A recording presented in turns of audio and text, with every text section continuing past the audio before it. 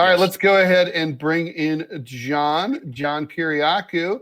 Thank you so much for joining us here on the TMI show. Happy to do it. Good to see you both. Always. Howdy, John. It's a pleasure to meet you, sir. Pleasure's mine. All right, John, I'm gonna intro the topic and intro you, and then we're gonna do this. All right, this feels like a movie you've seen before. A secular socialist government where women and ethnic minorities have some rights that are respected is targeted by the United States and its allies, in large part because it shows that left-wing politics can be successful. The Carter administration armed the Mujahideen in Afghanistan, setting the stage for al-Qaeda and 9/11. The Bush administration overthrew Saddam Hussein in Iraq, creating a failed state that became a vassal of Iran and a home for ISIS. Obama killed Muammar Gaddafi in Libya, creating a failed state where slave markets have reappeared and radical Muslim fundamentalists hold sway. Now, an officially designated terrorist organization has, with the help of the US and Israel, overthrown Bashar al-Assad in Syria in a matter of a week. Will Hayat Tahrir al-Sham and its reformist leader, Ahmed al-Sharaa, keep their promise to limit their ambitions to the domestic politics of Syria? Will they impose radical Taliban-style Sharia law on Syria? What are the implications for Russia, which accepted Assad but did not provide sufficient air support to protect his regime? Israel has already started bombing Syria, and so has the US, saying that its 1974 peace deal was with the Assad government, which no longer exists. Will the war in Lebanon and Gaza spread into Syria even more? What are the security implications for Israel, which wanted this regime change, apparently? Right next door, joining us is, of course, John Kiriakou, an American author, journalist, and former CIA intelligence officer. He's a columnist and talk show host who was jailed for nearly 2 years for exposing the interrogation techniques of the U.S. government. John, thanks for joining us. Thanks for having me, Ted. So, John, this is, I know, from us talking, in elsewhere, that this came as a surprise to you as well as to most people. I think we all kind of thought that there was sort of a quagmire in Syria, and that basically forces were pretty much evenly balanced between the Assad government, supported by particularly Russia, and then to a lesser extent Iran and Hezbollah, and the other forces like the United States and the Kurds and so on. What do you think? I mean, you've had more time to think about it now. I mean, what do you think has happened in what happened to Assad? Like, the first hint of this was when that first big city fell up in the northwestern part of the country, and we were told that, quote unquote, dozens of Syrian government troops had died in Aleppo, had lost and the city fell after dozens of casualties. You don't lose a city with millions of people with just dozens of casualties unless basically you're like, in Monty Python and the Holy Grail, and you just run away. I mean, isn't that pretty much what happened, and why? Yeah, that's pretty much what happened. I think that the Wizard of Oz, who was behind the curtain, was Recep Tayyip Erdogan in all of this. The Turks have had a very significant presence in Syria for a very long time. They've wanted this border strip as a buffer zone, et cetera, et cetera. But what we saw really was, I think, a perfect storm, where the Russians are bogged down in Ukraine. Hezbollah has been decimated. I mean, for all intents and purposes, at least temporarily, Hezbollah has ceased to exist as a military organization, thanks to the Israelis. And the Iranians have been cowed by the Israelis into declining to come in on Assad's side. Remember, it was only the Russians and the Iranians with Hezbollah assistance that has kept Assad in power for as long as he's been in power. Right. Things started to change a week ago. A week ago Saturday, he went to Russia, ostensibly for meetings with the foreign minister, Sergei Lavrov, and with President Putin. He took his entire family with him. But when he came back the next day to Damascus, he left his entire family in Syria. So he knew something that everybody else apparently didn't know. In the meantime, there were 4 flights using the same plane that took Assad, 4 flights from Damascus to Moscow over the course of the past week, apparently with his personal property, with cash, with art, with whatever it was he could get out of the country with. So he saw this coming. Now, the things that have surprised me are severalfold.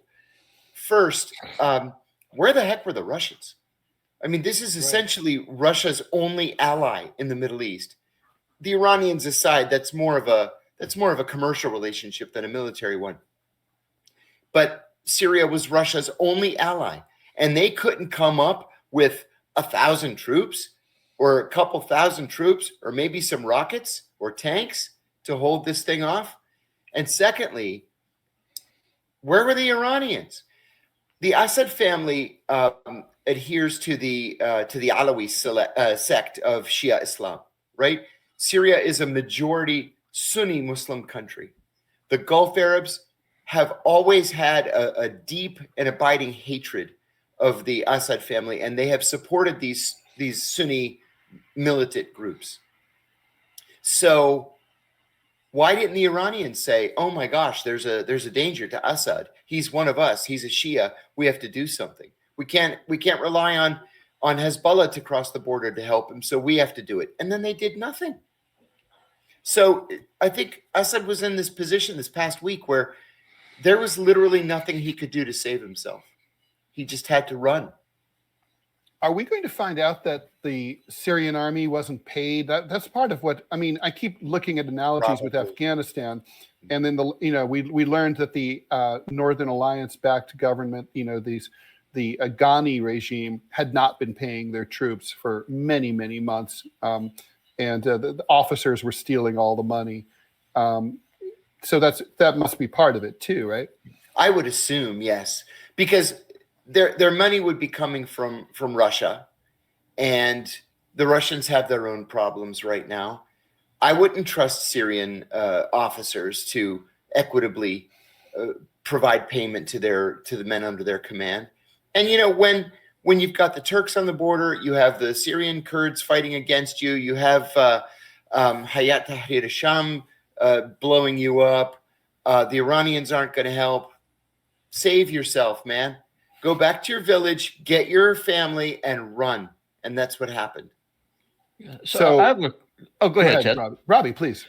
No, I just have a question for you. So, as the accent kind of belays, I'm obviously from the South, and so we always study about the great heroes of antiquity. And so I'm thinking about Stonewall Jackson. One of the things that he always says, whenever you're at war, stay on top of your enemies, misdirect them, mystify them, and then you just you crush them.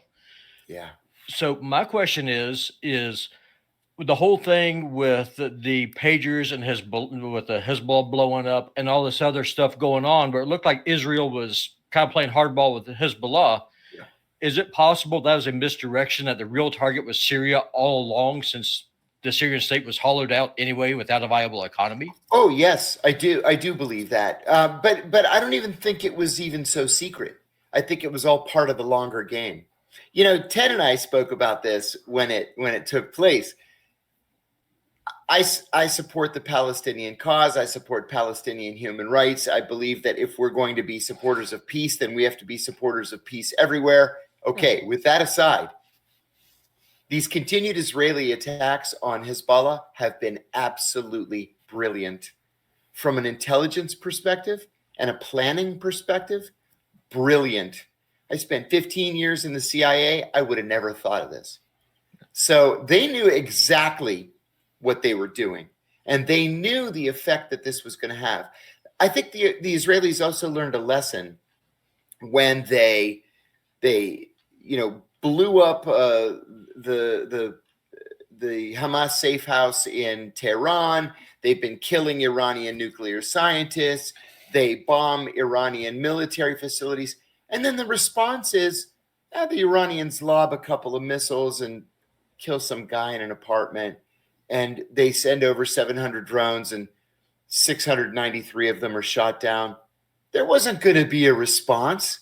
No. They knew that the Iranians weren't going to come to the aid of Bashar al-Assad. And so they decided, now's the time. And, there have been little hints in the press over the last 6 months or so that there's been something of a diplomatic rapprochement between Israel and Turkey. Mm-hmm. Now, the Turks have been very public about their hatred of Israel, and that changed about 6 months ago. And I wonder if they've been planning this all along. Because remember, in the Middle East, the enemy of my enemy is my friend. Sure. And if you both hate Bashar al-Assad and you both would rather have chaos than the devil you know, then now's the time to make that happen. But John, this is the part that I'm most perplexed by, and the question I've most been wanting to ask you. Yeah, I know what you're going to say. Why on earth would you want a radical jihadi Taliban-style regime right smack on your border? Ted, this doesn't make any sense at all. I've said this for years, that the devil you know is better than the devil you don't. And Bashar al-Assad was never a threat to Israel. Never. His country's in chaos. So why make it worse? Why open the door to Al-Qaeda or to ISIS or IS or Daesh or whatever you want to call it? Why? Why encourage that chaos? And if you're an American policymaker, Syria is 10% Christian. Mm-hmm. The only thing standing between the Christian community and certain death was Bashar al-Assad. The foreign minister's Christian. The cabinet has other Christians. The parliament has Christians. And women, right? Women have equal rights in Syria. So not anymore. Not anymore. So why would you trade that in for Al-Qaeda? I just don't understand it. Well, and like, it's interesting too, because I mean, what's very clear is that the leader of HTS obviously studied the Afghanistan example. After 9/11, the Taliban, who, as you and I both know, John, never had any aspirations to rule anything outside of Afghanistan. Hell, they could barely rule Afghanistan. But the Bush administration kind of either pretended not to believe them or didn't believe them. I'm not sure which, but basically tried to say that, they characterized this as like an international terrorist organization, kind of like, making, there's no daylight between Al-Qaeda and the Taliban. And so HTS obviously studied this, and they're like, okay, we want to assure the world we're only out for Syria. We only want Syria. But Syria is a huge crossroads in that period, in that area. I mean, and not to mention, HTS doesn't control all of Syria, and they're not going to control all of Syria because of the Kurds and other things, right? I mean, it looks like a map of post-war Yugoslavia right now. So, the chaos is going to continue. So what do you think is the policy thinking in Washington, like the Tony Blinkens and those people, the Jake Sullivans? What are they thinking here? Are they thinking like, how is this a win for the U.S.? I mean, it's like things can be bad and get worse. This seems to be like a classic example of that. Well, I think there is no policy. And that's why if you look at the statements that came from the National Security Council over the weekend and the State Department, it was, the only thing they redacted was, oh, shit.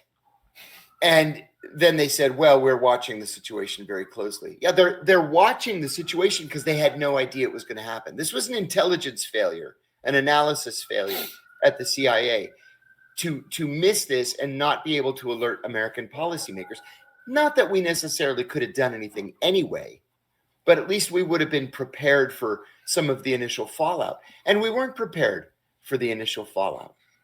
That's why at the NSC, they said, we're aware of the situation and we're watching it closely. Well, what does that mean?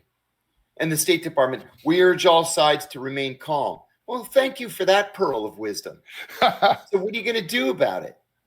And the answer was nothing. They're not going to do anything about it because they missed it. So, I mean, John, can you tell us a little bit about HTS? Like, I know it's an umbrella organization of a bunch of factions that emerged out of the Syrian civil war. Yes. But what more? It depends on your politics, I think, if you're a Syrian, if you're a Middle Easterner. Because this could either be, the great moderate hope, or this is ISIS. My own personal view is this is ISIS light. So, so Abu Muhammad al-Jolani, which is his nom de guerre, Sharia is his actual name. He was initially the deputy to ISIS founder Baghdadi. He decided that ISIS was a little too radical for him. So he broke off and he decided to name his group, get this, Al-Qaeda. Then he needed arms, he needed ammunition and money from the West and from Turkey. This name Al-Qaeda was kind of a drag. So we're going to change it. We're going to change it to the An-Nusra Front. So they changed it to the An-Nusra Front to make themselves look a little bit more moderate. In fact, they weren't so moderate. And they attracted, but I should say not and, but they attracted the support of Saudi Arabia and the United Arab Emirates. And then the Turks got to thinking, hey, maybe we should start arming and funding this group because they're willing to overthrow Assad, but they're also willing to kill Kurds. And that's cool for us as Turks. So the Turks began meeting with them and said, you know, when you say you're the An-Nusra Front, people still realize that that's Al-Qaeda. So you might want to change that. And so they changed it again to Tahrir Hayat al-Sham and just decided to describe themselves as moderates. And again, I'm going to come back to this, to the second statement coming out of the White House on Sunday, yesterday, that they are willing to look at this group, to discuss cooperating with this group if it promises to respect human rights, blah, blah, blah, blah, which you know is always nonsense. But that's where we find ourselves, where nobody really knows what to do with this group except for the Turks, which, you know, funded them and created them and supported them, and the Saudis and the Emiratis, which are happy just to continue writing checks and transferring money. So I have a question for you, John. Kind of just thinking outside the box here. Since the Turks kind of made it their objective to stab Russia in the back, which is a fact, and one of the things we always hear about from the Ukraine war is that borders cannot be changed. They are immutable. These cannot be changed. Well, they're being changed right now in Syria. Yes. So with everything that's going on with the persecution of Christians, which is personal to me as a Christian, I worry about my brothers and sisters who are Christians in Syria. I do too. I'm Orthodox, and they're all Orthodox, and this panics me. No, very much so. And so what my question is, because of the historical ties culturally and historically between Greece, by the time I guess you call it the Byzantines or Eastern Roman Empire, and then the link that the Greeks have with the Russians, spreading Orthodoxy, is it possible that maybe Russia and Greece could do something? Like, could Russia kind of entice the Greeks over northern Cyprus, or just causing trouble in Western Anatolia? Could that happen? That's a great question. And the answer is, until the day that Russian troops crossed into Ukraine, the answer would have been yes. And the United States, over the last several years, has been wildly successful in convincing the Greeks to throw their lot in with the Ukrainians, to the point where the Greeks have expelled the Russian ambassador and they've withdrawn their own ambassador. Greek-Russian relations have never been as bad as they are now. And on top of that, and I'm ashamed to even say this as not just a Greek American, but I'm a dual U.S. Greek citizen now. Right. When Turkey had very long-standing, very close relations with Israel until about 15 years ago, and Erdogan just turned and threw his lot in completely with the Palestinians. Well, again, the enemy of my enemy is my friend. And so the Greeks, which had very long-standing and brotherly close relations with not just the Palestinians, but with all of the Arab countries, flipped and did a 180, because if the Turks are going to be with the Arabs, now the Greeks are going to be with the Israelis. Right. And so not only do the Greeks have terrible relations with the Turks and with the Russians, they also have terrible relations with the Arabs now. because they've thrown their lot in with the Israelis. So the Greeks aren't going to be helpful here in any way, unfortunately. Yeah, no, I mean, so what happens now? I mean, I guess my first question is, in the civil conflict in Syria, there's no prospect of unifying Syria under HTS rule, right? No, none whatsoever. So is it a frozen conflict, or does it remain a hot civil? Well, in Syria itself, I think it's going to remain moderately hot, but I think there's a greater danger here, Ted. Lebanon is one of the weakest countries in the world, and Lebanon shares almost its entire border with Syria. They have, of course, that little piece in the south with Israel that's the source of never-ending conflict. But Hezbollah is one of the Lebanese government's leading parties. It's a legitimate political party, and this is one of the weakest economies in the world. It's the second weakest economy in the Middle East, next to Yemen, which doesn't say much.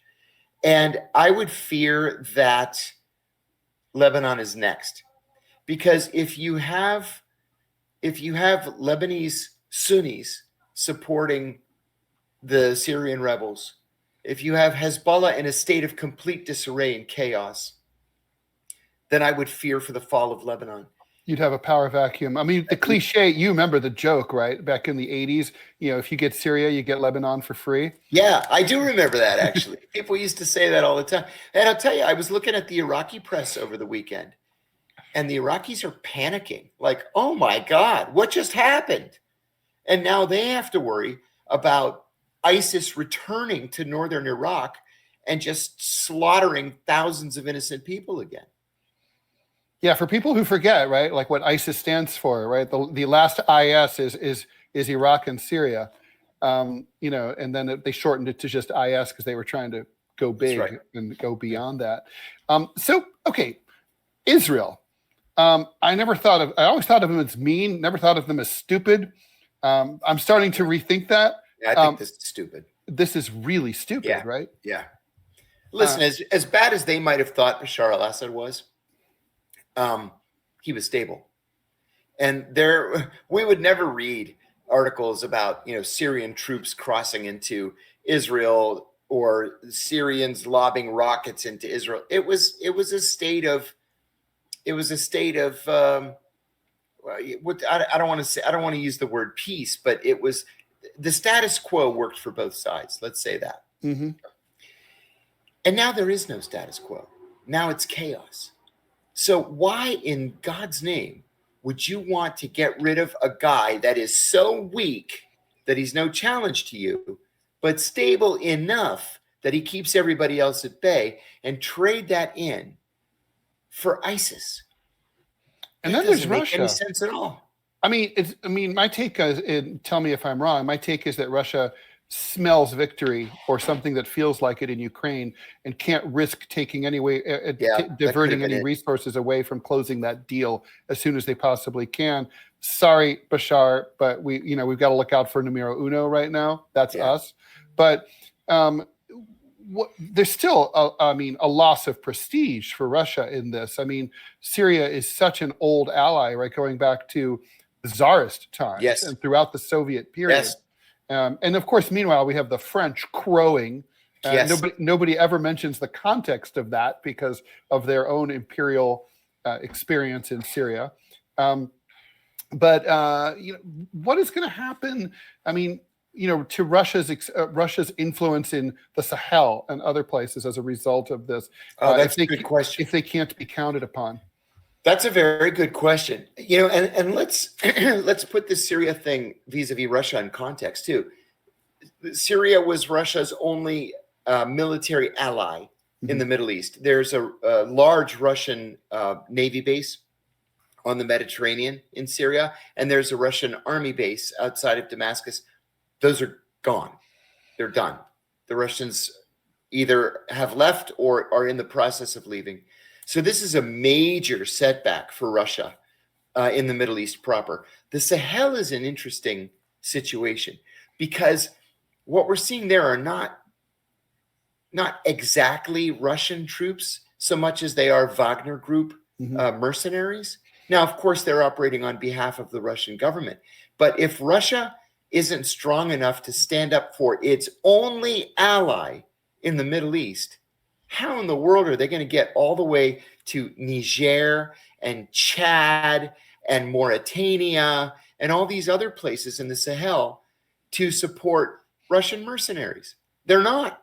No. And if things turn bad there for the Wagner Group, they're on their own, which means they're going to die. Right. Yeah, that's a concern. I mean, and for people who, like me, who don't like a unipolar world and like to see, I think there's more stability in a multi-polar world. This is a little frightening. It is, but I'll make one other comment. And that is, the United States has consistently underestimated the importance of BRICS, right? And Russia is a part of BRICS. They're the R in BRICS. If the BRICS countries go forward, A, in expanding, and B, in creating their own currency, then maybe the Russians don't need Syria and they don't need a military presence. They can become an economic superpower again. This definitely felt like, I know President Putin likes chess, like all Russians, and this definitely felt like he had to sacrifice a piece in order to stay in the game, is what it felt like. There you go. There's something to be said for a strategic retreat. There is.